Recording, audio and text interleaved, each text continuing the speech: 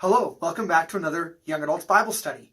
Today we're looking at Revelation chapter 14. Chapter 14 continues with a series of images that started back in chapter 12 verse 1 with the image of the dragon in heaven and fighting against God. In this chapter we have three more visions.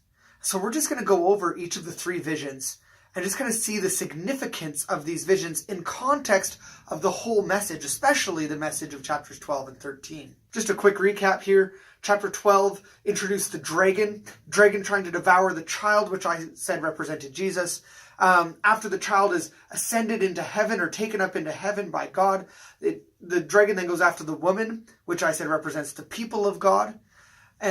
So the woman flees to the desert. The dragon pursues and makes war with the woman and her offspring. We then had chapter 13, which introduced the beast from the sea and the beast from the earth who continued to make war with the people of God. And I suggested that the beast from the sea was the Roman emperor, specifically Nero, and the beast from the earth was representative of the imperial cult, the propaganda machine of the Roman Empire. In some of my thinking after doing that video and that study, I've thought about a little bit about how that could be applied in some ways, that the beast from the sea represents the rulership or ownership of this world by corrupt leaders or sinful people. The beast from the sea, rather than being a specific individual, could be a representation of the oppression of sinful leadership or rulership on the planet.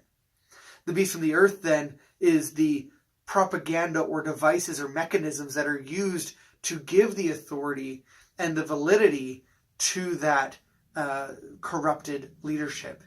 I think it wouldn't be hard for us to see that applied to our culture today in a number of ways. We have a culture that promotes certain sinful behavior as being not only acceptable but actually morally good, based on a autonomous moral compass rather than a theonomous moral compass.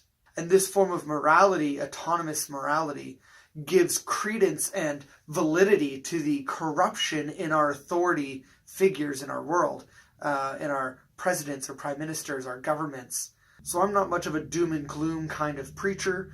I don't believe that we're going to have a specific antichrist who's going to show up and initiate some end time prophecy. I think the word antichrist is a bit of a misnomer. Biblically, the concept of antichrist is that it's anything or anyone that would take the place of Christ. And an emperor who claims to be God would be an antichrist.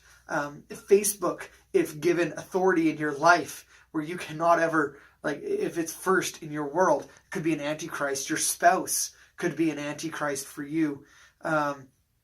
Money is an antichrist. I mean, we have that right in the Bible, right? From 1 Timothy 6. Money is the root of many kinds of evil.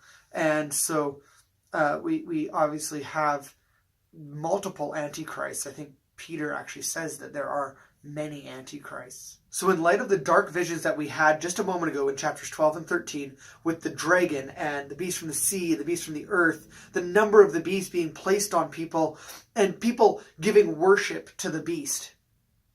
In response to that, we enter into the vision of chapter 14 verse 1 with the worship of the saints, the worship of the people of God, loud worship being given to the Lamb. Notice that there's three descriptive words of the one that they worship. They worship the Lamb, his name, and his Father's name. Note the way that the people of God are described here. The redeemed language, the redeemed from the earth, is being used. They're marked as being pure in terms of warfare, not defiled by women. And notice also that they are truth tellers, blameless. This is very important.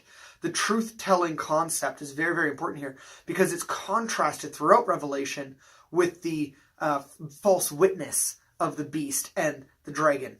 There's a very stark contrast made between those who tell the truth and are the people of God and those who tell falsehoods and are the people who worship the beast. As I mentioned about the imperial cult and the propaganda machine, the false news, fake news, that stands in contrast to the call on the believers to bear true testimony. No matter the situation, no matter what the cost would be, we must bear truth, even to the point of death. We're going to get to that in a moment. After the vision of the redeemed and the worship that's happening for the Lamb and his Father and his name, we move on to the next vision, the fifth vision. This vision contains 3 angelic announcements. The first announcement is an eternal gospel or proclamation of the eternal gospel. Fear God, give him glory. The first angel proclaims this throughout the entire earth. The second angel declares judgment upon Babylon. Now, Babylon at this point didn't really exist, but Babylon was historically for the Jews, and keep in mind this is a Jewish audience receiving this letter, receiving this book. Babylon historically was one of the conquering armies that exiled Israel and Judea. And the southern kingdom of Israel, or Judah, was not exiled by the Assyrians at all. It was not conquered until Babylon came to power. Babylon conquered Assyria and conquered the southern kingdom. And in so doing, Babylon became the oppressors. We have stories, all through Revelation, we've been referencing Daniel. Daniel most of it is written in the time of Babylonian exile under the rulership of various Babylonian emperors such as Nebuchadnezzar. That's one most of us would know from Sunday school is Nebuchadnezzar, right? Radshak and Benny, VeggieTales. So here the judgment of Babylon is probably not so much Babylon, although the judgment of Babylon has already happened, and so we could suggest that this is not a future event, but an event that has already happened. But this may also be communicating to this early audience that Rome will be judged, that their current oppressor will also be judged. Just as Assyria was judged and conquered by Babylon, and Babylon was judged and conquered by Persia, and Persia was judged and conquered by Rome, so also Rome will eventually fall, and it will be judged. So that this could definitely be pointing towards that. And really, when we look at history, there's a pattern of the corruption of humanity in our rulership, and each of our kingdoms falls. It falls to judgment, it falls to other kingdoms, and God continues to progress his message and his judgment over the earth. The third angel brings a warning that those who align themselves with the godless society will also fall under judgment. So those who align themselves with the imperial cult, who align themselves with the belief that there is another God or another one who rules at the same authority as God, they will be judged as well.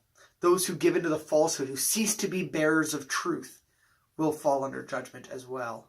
We see that again in Revelation 21, where there's a list of those who will be judged. And those who bear false witness, it will be one of those. Revelation 21:8. At the end of this fifth vision, and before the sixth vision, we're going to have the second beatitude of Revelation. At the very beginning of Revelation chapter 1, we had, "Blessed are those who read the words of this prophecy, and blessed are those who hear it." And that's the first beatitude. Blessed are those who hear the words of this prophecy. This is the second beatitude of the book of Revelation, and it's about the saints. Blessed are the dead who die in the Lord from now on. Yes, says the spirits. They will rest from their labor, for their deeds will follow them. So the second beatitude is, blessed are the dead who die in the Lord, because they will be resting from their labor. They will receive rest. They will receive shalom, might be a better word here. Shalom refers to the wholeness of relationship between God and people and people and people and people in creation. It is God's intention for all of creation. Shalom is what was experienced in the Garden of Eden.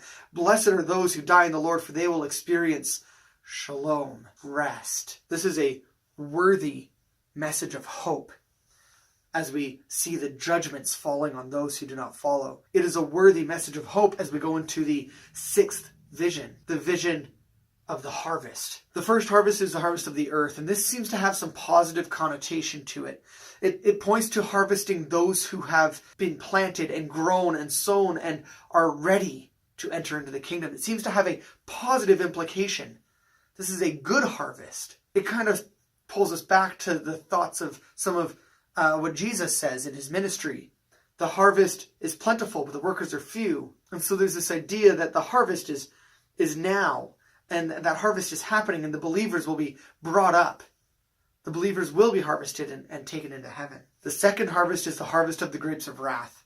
This is a negative harvest, as if we need explanation on how negative this is. The harvest of the grapes of wrath suggests that this is the harvest of those who did not align with God, who were not worshiping the Lamb, but rather those who took on themselves the mark of the beast. This harvest of the grapes of wrath says that blood is poured out in 1,600 stadia. Works out to something like 22 miles or something like that, and approximately 5 feet deep. This is a devastating harvest. This is the harshness of the judgment of God. The whole scene ends as one that is of separation. Those who are harvested and enter heaven, and those who are harvested and crushed in the winepress. But an important final note that we want to focus on is verse 16 of chapter 14, which talks about the Son sitting on the clouds. This, of course, parallels to the ascension of Jesus. This also parallels Daniel chapter 7, verse 13. Over all of this, over the judgment, over this final moment, over this